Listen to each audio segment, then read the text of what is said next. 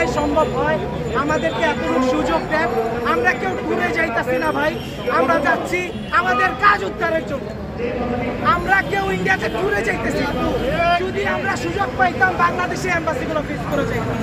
আমরা যে চাইতেছি আমাদের ওখানে পাসপোর্ট জমা দেওয়ার পরে প্রায় 30 দিন থাকতে হবে। 30 দিন পারতে আমাদের কম হলেও আমাদের 1500 থেকে 2000 বাংলাদেশি টাকা খরচ হবে। কারণ আপনারা জানেন দিল্লিতে একটা হোটেল কতটা কস্টলি। তারপরে আমরা যে যাব আমাদের এইখানে যে যাওয়ার ট্রান্সপোর্টেশনের একটা কস্ট আছে। তো আমরা যদি ওখানে না যাইতাম বাংলাদেশেই প্রসেস করতে পারতাম, সেক্ষেত্রে আমাদের এই টাকাগুলো লাগতো।